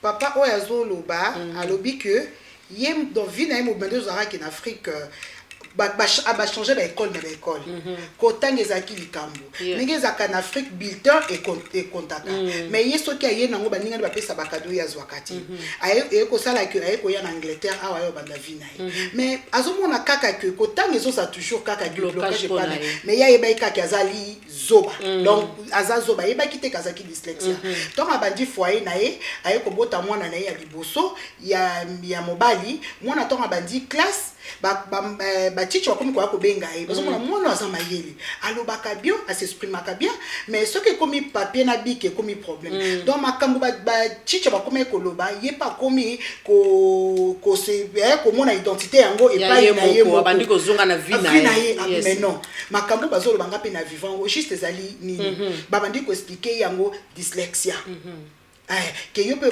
héritaki yango ya biso ki ba héritaki on oui réellement parce que moi na ngai pe aye ko zwa yango ti aye ko bundana ye ko kende siko na Ghana donc ko kende na Ghana mboka na pe foye ba makambo parce que batu bazo souffrir ba boti na biso malheureusement ba ye ba quitter mais ba tant moto bimi libanda mundele loko ala la kate azo sala research na nyonso mundele ko découvrir yango yangona ayaki koloba azolobela ba souffrance ne ba soni na ye ba ninga ne tomsu ba ke place bazo ko seka tomsu ye kometa tomsu ba copine lettre azotina moninga komile mais yo pena mobile munene bobo komate azo moninga ne soko moninga bozo monelo bon eloko te abi me oza kati na ngayo ye bien do barrière neza ki place wana mais après ba souffrance ne oye ko lakisa aye ko lakisa parce que après wana dina salaki lelo azon entreprise ne nene na kati ya Ghana lelo azali mutakomaka ba histoire ba film be tozo tala ba Ghana en plus moi si na ye a supporter na makambo ya zosa kokoma oya bande ko futa batu mbongo lelo moi si takoma osunga ina oh God have mercy wow so comprendre na suka na ngolo komoko ba eza très important lobi nzambe asali mutu na ndenge na ye alobi apesi exemple abandaki kolona madesu na bon maliaka mi ba okra ba dongo na pilipili na bandaki ko comprendre te pourquoi nyonso te zokola bien mais moko zokola bien abi nature eticha kabiso donc nzamba sali mutu na ndenge na ye même si tozo mona na batu mais mutu mtasa na façon na ye ya koyekola mutu mtana na façon na oyo nzamba ke toko koyo to ko corriger nzambe te esika aki koyekola ke mutu tokolo bapete nzamba sala erreur yes aki komona ke ma lokola pilipili ozokola na pasi mabele ofona lukela ngo technique moko boye fona banda kosala ngo na ndenge moko bepo pilipili okola pe alobi eza lokola dyslexia koyekola ya ba dyslexia eza lokola ya batu nyonso te eza na façon na bango bayekolaka baza na ndenge na bango bayekolaka donc soki bosi bo comprendre mutu na vie ça comprendre yes wow dans mon monde loko vraiment ayaki pour alobela yango ye ya biso ye papa ya Ghana ya lobi mais ya biso siko poni bakoloba wow I hope by the grace of God zamba kosala biso grâce à kosala biso bolamu yes ba makambo ebele tozozanga koyeba kade babiliwanda baba nini kozanga koyeba za liwandambu do liwandambu wana ndezo boma biso yango zo matoza limiter na makambo ebele mutu mso mona baba nini ka kofanda banine ko finga batu siko tuna ya komazo ngisabwe kana na sisa ya dyslexia na ko finga ka batu koko maboy tanga boy hibi na ete mais siko seko mi place ko finga bata ko fingela mutu propre po nini amema moi dyslexia na côté kuna ko esala e moi bien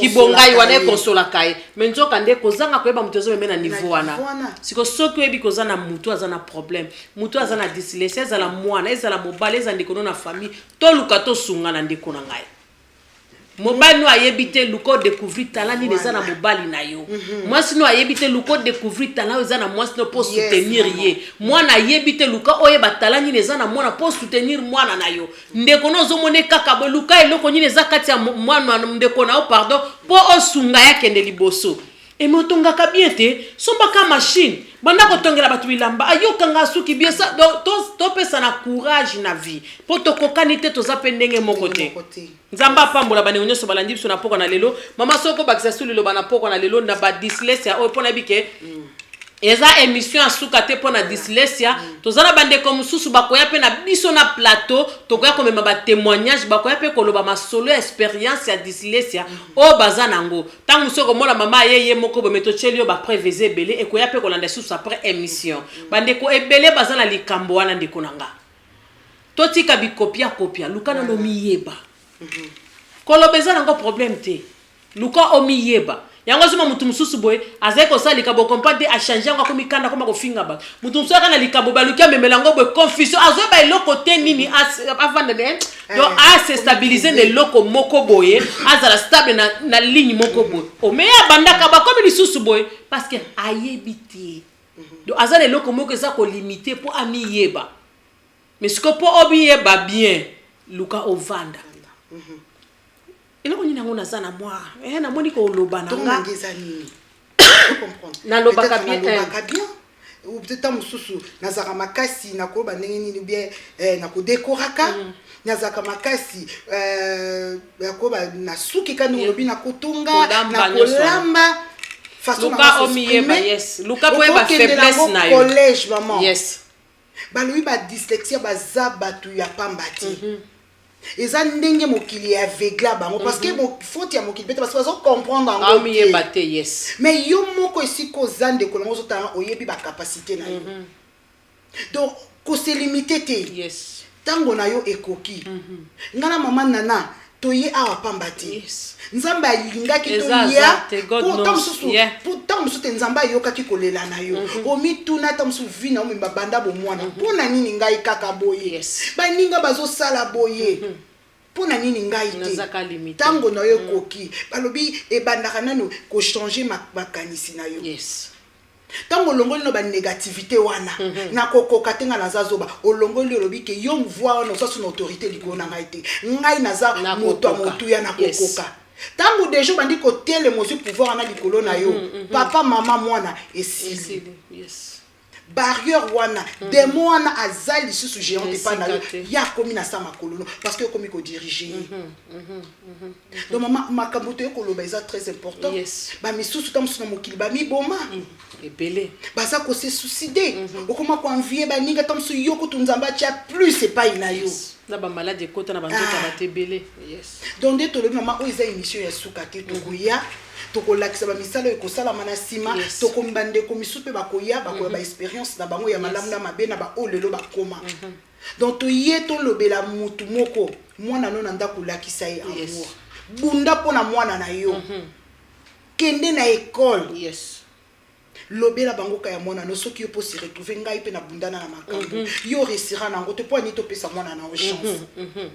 tozomona mama kozala susu totala kaka baninga obi pesa ba distraction ezanga ntina banda kotala inside of you what are you good at yes ba oyo wana obande ko envier bango de ba ko envier yes ba oyo obande ko landa bango de ba ko landa yo yes donc oto yaki to loba yango ezaka questionner que le début ezaka start ezaka ka ebandeli yes ndeko luka omiyeba luka pe oyeba ba faiblesse na yo yes sometime to miyeba kapete dyslexie yango peza moi pasi poto yebi makamango penza te yo mona ngo ka normal mais nzoka ndo zaka na disability moko boy kati na yo nazaka moi pasi na kokoma kotanga kokanga makambo koloba téléphone koloba nyonso tona donc o baloba bango wara pauvre yo vous comprenez eza vraiment difficile eza facilité Luka omiti à l'aise na vie. C'est ça. Yes. Ça la free. Yes. Ça la free. Ça la free. Miti à l'aise. Ko bundana na ngote longola kibonga ilongola complexe. Zala yo. Et pour qu'on découvrir talent no ezani. La personne a tumbi taba. Penza ele kaka bien. Nga so na sali liboke boy. Ekendaka bien. So kinga na sali boy. Ekendaka bien. Donc obandi déjà komiye ba o yo zali. Yango ko sala yo. Yango ko mema musika. Il n'y a pas de son métier. Voilà. Bikopia kopeza malamu te. Bilanda landeza malamu te. Mutu na mutu azana gift na ye. Banda ko komaka pe na kaelo bi nazaka faible koto mais nazaka makasi koto siko ko compter ba faiblesse no za combien ozaka makasi nango ne oko comprendre oyo ozali siko pour mes na biso to vivaka lokwa bona ko bandeni we don't care mabe na la muki na lati na ke kayo na zongi na bimi na zongi emsu kayo zo ko mi limiter nango yango yo fallait pour ça you supposed to be somewhere better than that. Yes. So you need to know yourself. Amen. Siko mi ebite. O koma nesika ngundeni. Umona ko bandika ko rompeti vipe suki pe kandengwana et puis esili pe kandengwana. Nzamba apona ki oza la dyslexie na pamati. Pour nzamba yebi o yozali. Même Simon, oya ex-fata. Aza moko na bango. Mais on tell you so yenga kaboui. Et puis limite na vie zakate. Oh age poussani. Botali sanga place nzamba pambole Abraham na agini. Maman il y a 5 ans, il y a 75 ans tozolo. 75 ans. 75 azoko ma livre na ye. Nzambe po pambole akipakane acheter. Nzambe po sala na vino akipa acheter. Donc on s'est limité parce que ngana sala ki bona tanga kate na zongisa ka boete. Bien sûr otanga kate meza na eloko mususu nzamba cha kati na yo ko komisa ko leka mutu atanga. Voilà. Combien beto zo mona même na poto batangi pe ba classe yango misala ezate. Mais on mona ka bato ya bongo nde bazo leka ba osa misala. Pono la biso que non, il n'y a pas de son métier. Sunga bana na yo sunga mobali na yo sunga famille na yo sunga libota na yo moko pe omi sunga soko za na yo bien boyebi kokoma boyebi kotanga bozala bino na dyslexie te gloire à Dieu nzamba zwa lokumu kane tozo beta sete tolobi te kezana ba famille nyonso te ona batu nyonso na mokili te tolobi toye koloba na ba oyo bazanango ba o bazo se retrouver na kacha kawana po toyebi te ezali po eponi ekolo te eponi pe couleur te. Eza kanzambe moko ndayebi pourquoi asala yango. Merci maman langato comme qui est presque une émission na biso to banda ki pe na retard. Nzambe penda le kana opambola yo. I hope na yebi pe na kondima ete to kosala susu ebele koleka pour na communauté na biso vraiment. De eza penda par penda ba women of destiny. Ngana lingi pe ba femme ya destin o bazo penda poto kende liboso. Poto sungana to longwana na ba to longwana ni na ignorance pardon. To longwana makambo ezanga tina to sungana ba kamba limitation. Yango zo makambo ebele batu bazo sala. Soko tali batango ebele bana dyslexia. Siko sima kaka muninga ndenga salaki a copier croire que pe ko si balobi nango pesim. Yes. Donc be yourself. Oki ko pambola bana nzambe oyo bisa bango message asuka. Mais là comme suna ngana tuna. Na minute honnête na kati ya communauté. Donc soki mutu azana besoin aza information ya dyslexia. Peut-être koki ko pas jipi na yo. Soko azana besoin comprendre nango malamu mama na luma ya zaliwana, mama Sandra pe azaliwana. Soko bengi okena Facebook na biso to na DM5 TV okozwa numéro nanga okobenga tokoyeba nini toko solo la kende pa jipi na osala tozana poto sungana oya koka azate nzamba pesi biso opportunité poto lo bango lelo soki pe bande comme suba sala kango déjà problème ezate gloire à Dieu mais biso to inviter bino ndeko ozana problème tozana situation na kati ndako na yo ko hésiter te po o contacter biso yes mama le comment on a une accès sur maman na Facebook na ezali Sandra Iris ceux qui au quotidien entend sur la question sur les privés au lieu ba meeting ni place no koko kende ba place au diagnose voilà wana eza en privé au koko comme na Facebook manana zape wana au koko solo la na ye a passer ngai to miki ko help yo et lo no ko support ozana ka toza équipe toza poto edane donc moment ekoki tango ekoki to longwa na ignorance to longwa na molili to longwa ba limitation nzamba pambola bino na mabota na bino vraiment nzamba mona bino akokisa ba posa na bino donc o eza ya liboso to ko kende susu musika by fire by force amen donc na lingi bino mingi nzamba pambola bino soko kele na mundele bakomaka nini akwa opportunité pesa me na mutu nyonso soko ke suna miri bakomi balinga discrimination te do batretaka batu nyonso ndenge moko do biso pe toza ndenge pe ba bisusu makamno za kolobeza nini confident do tolingi to tambula ndenge na communauté to tambola biloko wana misatu très important très important Sada yes disem amen mutu nyonso ko pesa opportunité secret ya muninga koyeba ko bomba yango mala mundela to babi eza confidence so za na besoin pe ya meeting ya room ya yo balobaka partout pourquoi babi ke makamusu eza ya mutu eza privé to za na besoin to kwesa barrière ya balobaki batonga ki na expliquer ke ba ke koloba likambo nanga ba expliquer ke ba ke ko misali kamnanga kala te bureau ya Women of Destiny ezo fungwama to ko za na ba département ebele na kati ya Women of Destiny ba counseling e kozala ba masolo ba prière makambo ebele kozana kati ya Women of Destiny na fin janvier tozo kende ko fungula déjà ba mama mapamboli ya Paris bazoko banda kalate donc quand tozo ko ta 2019 na fin mois ya janvier tozo ke fungula ba mama mapamboli na Paris donc itakwa by fire by force enough is enough absolutely we need to stand up now by fire by force mutako stopper biso azate tozo na besoin to mona beta na kati ya communauté na biso to boy ba barbare to boy ba lobaki to boy ba copycat to boy ba confusion to boy ba songi ti wapi toza besoin to ke musika toza na besoin to za pe communauté moto za proud of us mutu lelo azaka ko banga kongole koma ko mona kongole lo kwa zoba lo kwa mutu moko bazanga tina pourquoi biso moko to pesi bango opportunité wana nanu basi kinduma ko bimana bikolo mibali ba kelinga bikolo kuna babandi ko finga biso basi na bango yango ko mapesi ko bakoma ko respecter ni na biso na mibali so ba respecter biso sute pourquoi biso ba to kotsa bango na kati ya vina biso o ma pa na jera boka congolaise nandeni Camerounaise aboka congolaise nandeni kwa nini mobali ya congolais mutakena ko bakisa ye aboka na ke congolaise auzo pena ozoma sko biloko eza na ngoma bete mais biso to tika ke opportunité mingi basaka na biso mais kena ba bikolo na bango ba soude kena bikolo na bango de don't joke kena bikolo na bango bazonga akake pa na bango mais biso tisiko to tamboka na ignorance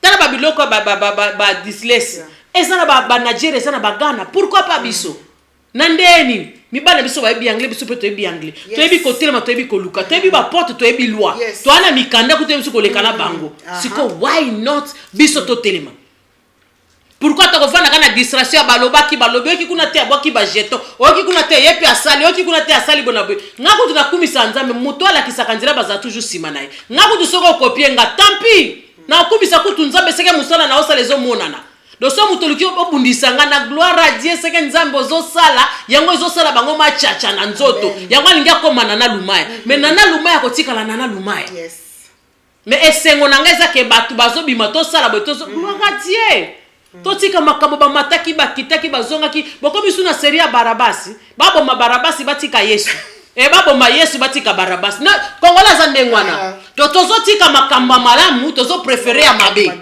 do baboma Barabas e baboma Jésus pardon batika Barabas do système ya communauté na biso yangwana yangwana koma loba keba na système ya Barabas bazoboma Yesu me baotika Barabas do système ya communauté yangwana bango ba préférer Barabas atika la me Yesu akufa me biso siko to kozongisa Yesu na bomo malgré asi asekpa kosekpa lisusu biso pona gloire ne kombo ne kende liboso nzamba bikapa batukutu ba ondimela nzambe te ba osa makamba mine vraiment batukutu ba ondimela nzambe te bazofungwama biso depuis to bandaki kaka ko rompwe na biso na ba passer to komika ba émission na biso ka ba passer to komika ke lobata ke kitaki ti wapi to créer comment faut te to kende liboso to misa makambo sika na communauté namboka pe boye bakokamba yes bosala makambo comme tozoka ba Congolese ba komi boye bazongisi ba kitsi ba sali bazongisi that's what we want depuis to bandaki ba réunion ba groupe ezo simbate ba ke ba passer ezo simbate ba ke ba musicien ezo simbate so finalement